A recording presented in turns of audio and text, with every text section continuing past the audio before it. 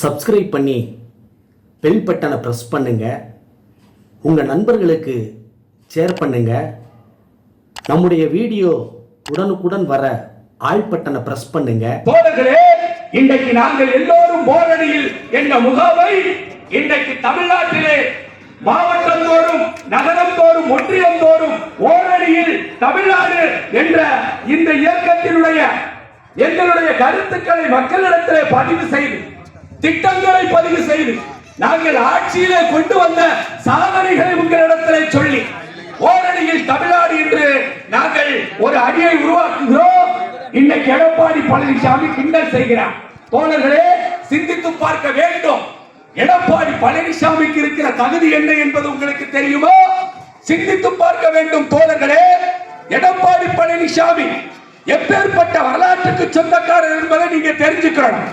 ஏன்னா போயஸ் தோட்டத்திலே எடப்பாடி பழனிசாமி ஒரு காயமும் தியாகமும் பண்ணாமல் எம்ஜிஆர் புரட்சியடிகர் கொண்டு வந்த இயக்கத்திற்கு முதலமைச்சராக நிரந்தர பொதுச் செயலாளர் என்று சொல்லிக் கொண்டிருக்கிறாரே, சிந்தித்து பார்க்க வேண்டும். எடப்பாடி பழனிசாமிக்கு மனசாட்சி இருந்தால் சிந்தித்து தளபதியை இன்றைக்கு குறை சொல்வாரா? எங்களுடைய தளபதி மு.க. ஸ்டாலினுக்கு இருக்கிற வரலாறு உங்களுக்கு தெரியுமா? எப்பேற்பட்ட வரலாற்றுக்கு சொந்தக்காரர். அப்பேற்பட்ட வரலாற்றுக்கு சொந்தக்காரரை இன்றைக்கு எடப்பாடி பழனிசாமி வாரிசு அரசியல்வாதி என்று சொல்லுகிறார். தோழர்களே, சிந்தித்து பார்க்க வேண்டும். 14 வயதிலே வட்ட செயலாளராக துவங்கி மாவட்ட பிரதிநிதியாகி பொதுக்குழு உறுப்பினராகி இளைஞரணிக்கு செயலாளராகி அதற்கப்புறம் கட்சிக்கு பொருளாளராகி அதுக்கப்புறம் கட்சிக்கு தலைவராகி கிட்டத்தட்ட 68 ஆண்டு காலம் மக்கள் பணியாற்றி இன்றைக்கு முதலமைச்சர் நாற்காலியிலே உட்கார்ந்திருக்கிற தளபதி மு.க. ஸ்டாலினை எடப்பாடி பழனிசாமி கேட்கிறார் என்று சொன்னால் இந்த நாட்டு மக்கள் சிந்தித்து பார்க்க வேண்டும்.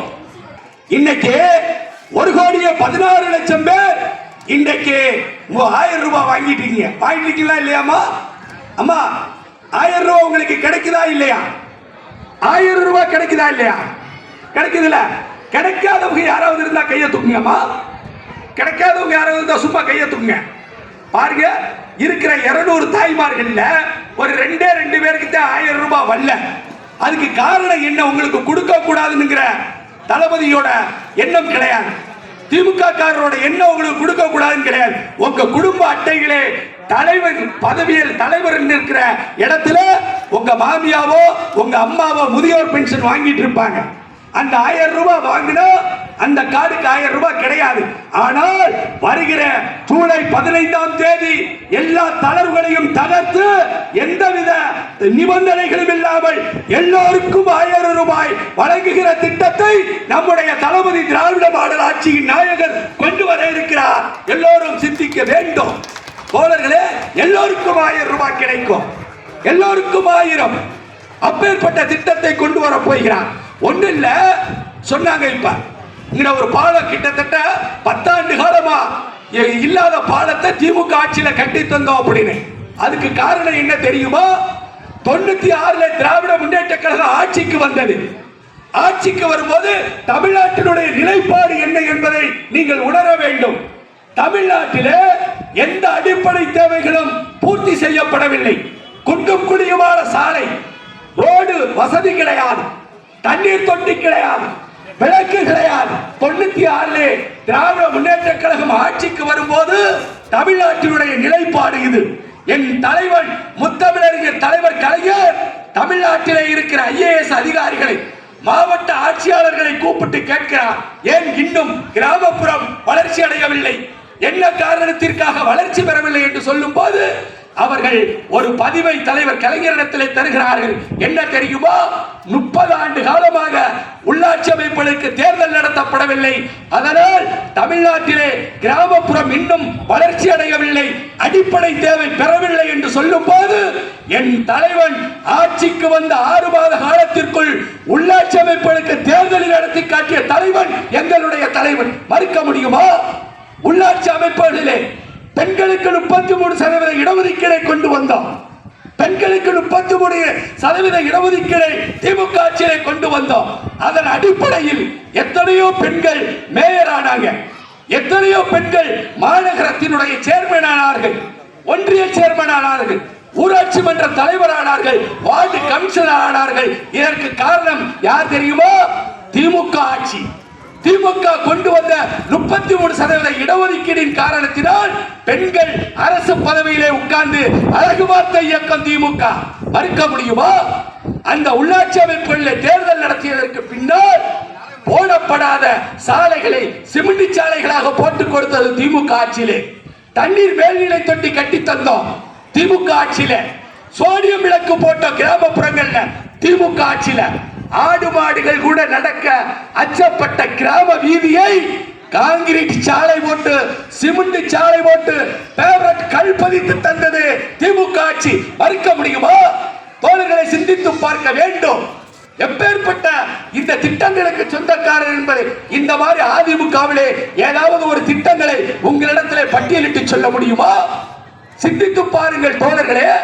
ஏதாவது ஒரு திட்டம் அதிமுக ஆட்சியிலே கொண்டு வரப்பட்ட திட்டங்களை உங்களால் சொல்ல முடியுமா?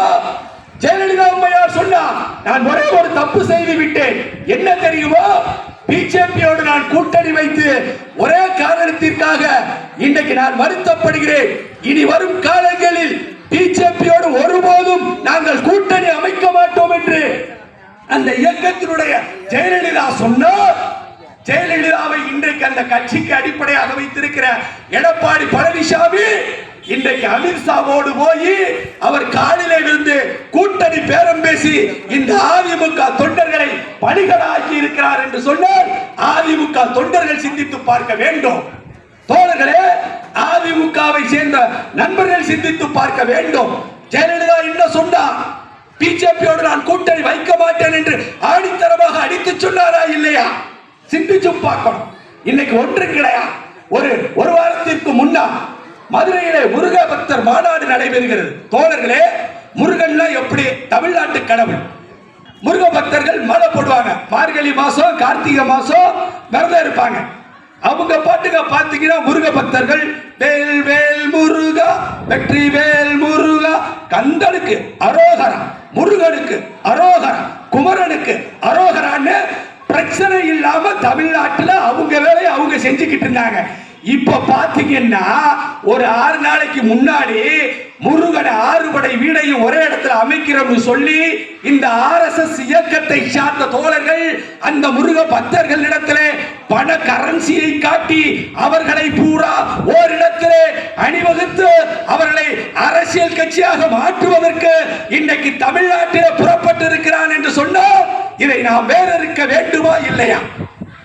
ஆன்மீகத்தின் மூலமாக அரசியலை வளைக்க நினைக்கிறான். தமிழ்நாட்டில் இந்து முஸ்லிம் கிறிஸ்தவர்கள் நம்ம எல்லாரும் பாத்தீங்கன்னா மாமே மச்சான் சித்தப்ப பெரியப்ப அண்ணன் தம்பின்னு பழகிட்டு இருக்கோம்.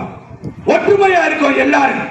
நம்ம ஒற்றுமையை குலைக்கணும்னா எதடா கையில் எடுக்கணும்னா முருகனை கையில் எடுத்துக்காங்க. ஏன்டா முருகன் வந்து தமிழ் கடவுள் ஒண்ணு இல்ல. முருகனே உண்மையிலே கிளம்பி வந்து வேலை எடுத்து உங்க வாயில குத்த போறாரு. போடுகளா தமிழ்நாடு விட்டு அப்படின்னு ஒவ்வொருத்தரையும் முருக வேலை எடுத்து குத்தி விரட்ட போறாரு. தோழர்களே, இதுதான் நடக்க போகுது. ஏன்னா தமிழ்நாட்டில் நிம்மதியா இருக்கும். தமிழ்நாட்டில் இன்னைக்கு எப்பேற்பட்ட ஆட்சி நடைபெற்றுக் கொண்டிருக்கிறது. ஒரு பொற்கால ஆட்சி நடைபெற்றுக் கொண்டிருக்கிறது. தமிழ்நாட்டு மக்களுக்கு என்ன கிடைக்கல? 1000 ரூபாய் கொடுத்திருக்கோம். விடியல் பயணம் இன்னைக்கு பேருந்துல பயணம் செய்யறீங்க. மக்களை தேடி மருத்துவம் இன்னைக்கு வீடு தேடி மருத்துவம் செய்ய வந்திருக்கோம். படிக்கிற மாணவர்களுக்கு மாதம் 1000 ரூபாய் கொடுக்கிறோம். நான் முதல்வன் திட்டம். பெண்களுக்கு 1000 ரூபாய் கொடுக்கிறோம். திமுக ஆட்சியில கொடுக்கிறோம். எங்க வேணும்னாலும் நீ போய் படிடா ராசா. பெண்கள் படித்தாலும் ஆண்கள் படித்தாலும் இலவசமா பேருந்து இலவசமா போய் படிக்கலாம். பொறியியல் கல்லூரியில படிக்கணுமா, மருத்துவ கல்லூரியில் நீ படிக்கணுமா, கிராமப்புற மாணவர்களுக்கு முன்னுரிமை இடஒதுக்கீடு எந்த ஆட்சியில நடந்துச்சு? திமுக ஆட்சியில நடக்குது. சீமானுக்கு ரொம்ப நாள் அவனுக்கு கல்லு குடிக்கணும்னு ஆசை. ஏன்னா ரோட்ல உட்கார்ந்து குடிச்சா கண்டுபிடிச்சிருவாங்க. ரூம் போட்டு குடிச்சா பத்திரிகையாளர் பூரா இந்த சீமான் கல்லு குடிக்கிறான்னு சொல்லிடுவாங்க. போட்டோ எடுத்து போட்டுருவாங்க. என்னடா பண்ணலாம் அப்படின்னு சொல்லிட்டு இவர் போய் கல்லு இருக்கிற போராட்டத்தை நடத்துறாரு.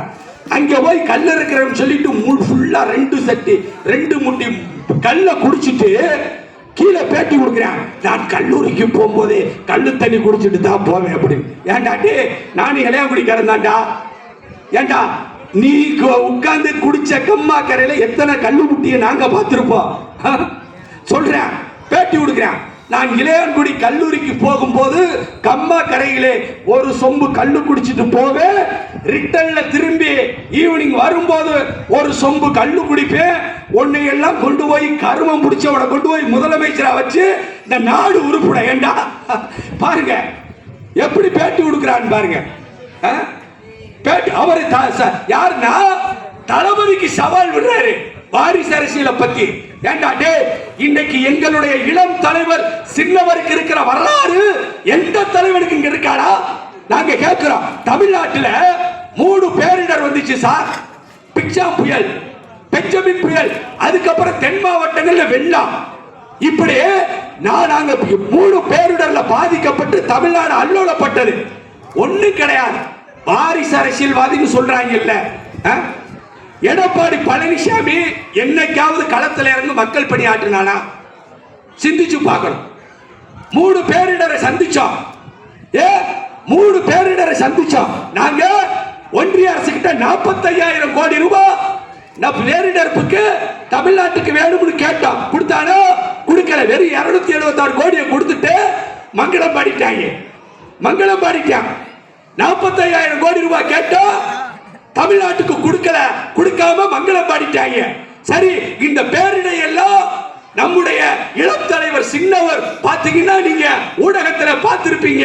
களத்துல இறங்கி போராடினார், மக்களை சந்தித்தார், மக்களோடு மக்களா பாத்தீங்கன்னா அப்படியே கோட்டை போட்டுக்கிட்டு மழை கொட்டுது. மக்கள் பணியாற்றிய நம் இளம் தலைவர் சின்னவரை வாரிசு அரசியல்வாதின்னு சொல்லி ஏண்டாட்டே உன் நாக்கு அழுகி போயிடாதாடா? ஏண்டா உன் நாக்கு அழுகி போயிடாதாடா? ஏண்டா இந்த பேரிடர்ல தமிழ்நாட்டு மக்கள் எப்படி பாதிக்கப்பட்டு இருந்தாங்க? ஓ பன்னீர்செல்வத்தினுடைய மகன் ரவீந்திரநாத் அந்த பகுதிக்கு வந்து களப்பணியாற்றினாரா? கிடையாது. இன்றைக்கு ஜெயக்குமாருடைய பையன் ஜெயவர்தனன் அந்த களப்பணியிலே வந்து மக்களோடு மக்களாக போராடினாரா? கிடையாது. பிஜேபியில சொல்றாரு அந்த அக்கா, நம்ம அன்பு செல்வி தமிழிசை சவுந்தரராஜை சொல்றாங்களே தாமரை வளர்ந்தே தீரும்னு, அந்த அக்கா என்னைக்காவது வந்து மக்களோட சந்திச்சு பேரிடருள்ள மக்களுக்கு ஏதாவது பணி செய்தாரா? கிடையாது. இன்றைக்கு சினிமாவிலே கில்லி என்று சொல்லி இன்றைக்கு மக்களை ஏமாற்றுவதற்காக வலம் வந்து கொண்டிருக்கிற விஜய் இன்றைக்கு தமிழ்நாட்டு மக்களிடத்தில் இறங்கி அந்த பேரிடரிலே மக்கள் பணியாற்றினாரா? கிடையாது. சீமான் அந்த இன்னைக்கு அந்த அம்மா சீமானுக்கு வாரிசு அரசியலா கயல்விழியை கொண்டு வந்திருக்கியே, அந்த கயல்விழி அம்மா இன்னைக்கு களத்துல வந்து போராடினாரா? கிடையாது. ஆனால் வாரிசு அரசியல்வாதி என்று சொல்லுகிறவன் புள்ள எவனுமே களத்துல வந்து போராடல. ஆனா வாரிசு அரசியல்வாதி சொல்ற நம்முடைய உதயநிதி ஸ்டாலின் மட்டும் களத்துல இறங்கி போராடினாரு. களத்துல இறங்கி போராடினாரு. கைதட்டுறீங்களே, இதுதான் எங்களுக்கு கிடைச்ச வெற்றி. கைதட்டிய பாருங்க, எல்லாம் ஜோர கைதட்டுங்க, ஜோர கைதட்டுறீங்களா? இதுதான் எங்கள் உதயநிதி ஸ்டாலினுக்கு கிடைத்த வெற்றி. எங்க உதயநிதி ஸ்டாலினுக்கு கிடைத்த வெற்றி.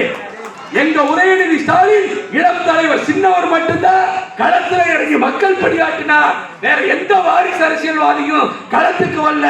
போட்டோவுக்கு போஸ்ட் கொடுத்துட்டு போயிட்டார்.